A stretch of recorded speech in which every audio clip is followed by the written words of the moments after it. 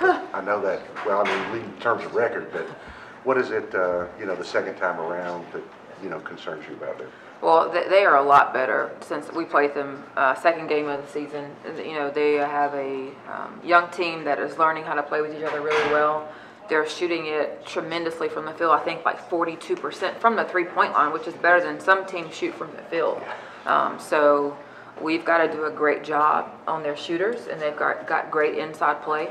So I'm scared to death. I mean, they're a really, really good team. They're playing well, and so we've got a job on our hands. And what do you have to do mentally to?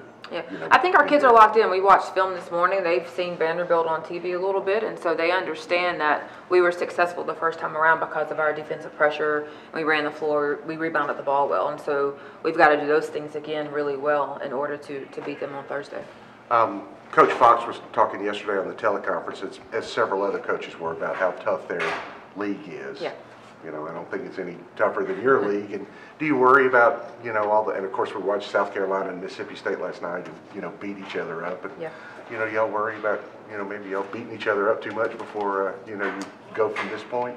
It's what you expect when you come to the SEC. It's a tough league. It's physical. It's talented with coaches and players. So every single night is a battle, and that's how we practice. That's how we have to prepare. That's not going to change. And so it's not anything that's a huge talking point for us because it's the expectation. Gentlemen? Mackenzie, I was talking to her about her recaps and her things with Maria. What kind of influence do you have on those with her? Well, we knew that Mackenzie wanted to do journalism when she got here, and so every chance we could, we try to put her in front of a camera, put her in front of a microphone, so she's more comfortable. I think she and Maria Taylor talk often. We made sure that those two got connected, and Maria's been wonderful as a mentor for her.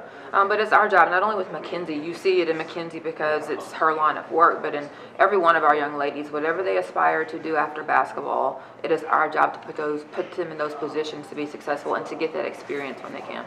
And she said that when you give critique, it's mostly on her grammar. Do you consider yourself part of the grammar police? I am, yes. Give me a red pen. Grammar police. I love marking up stuff with a red pen. My mom and dad were both educators. I got grounded one time for ending a sentence with a prepositional phrase. So yes, it is very much a part of who I am and, you know, how I want them to speak, yeah.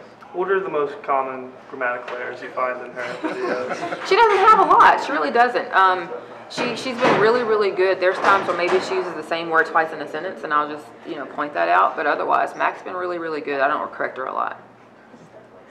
So don't use the same word twice in a sentence. How would you describe the way Kaili has been playing this season for y'all? Yeah, just tremendous growth and maturity. I'm so proud of her. She will be the first to tell you that she had her ups and downs last year as a sophomore, and I think she's locked in.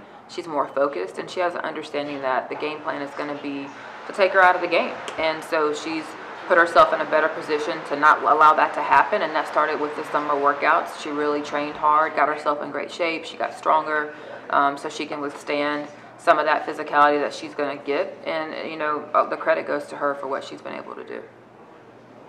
On that same note, you know, how you feel the bench has developed here in the last several weeks? Yeah, really well. I think that's one of the strengths of our team is that you never know where it's coming from. So when you are preparing for us, it's a long scouting report because some nights it's Gabby, some nights it's Simone, some nights it's Steph, it could be Maya, you know, on and on and on. Even if it's 4 or 6 points, what they do defensively, the energy they give us, their fresh legs, their lock-in, it's the strength of our team.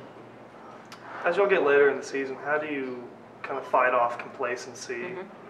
Yeah, we talked about it this morning actually, not only complacency, but just the grind. I mean, you think about it, these ladies have been here since June, okay? And then they go home for a week and a half in August, and they've been here every weekend since for the most part.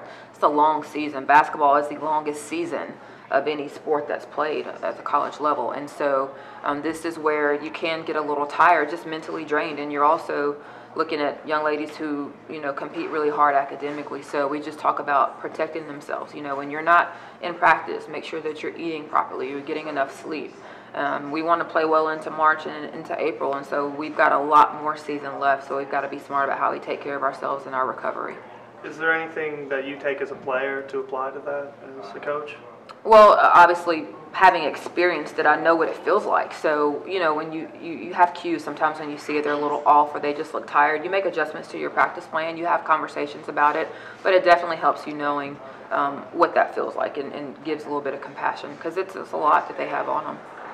Kind of on that same note, you still have games against South Carolina and Tennessee and Florida left. Is there any feeling that y'all's toughest game hasn't come yet? Our toughest game is the one we have Thursday night against Vanderbilt. Anything else? All right, thank you guys. Thanks, Joe. Absolutely.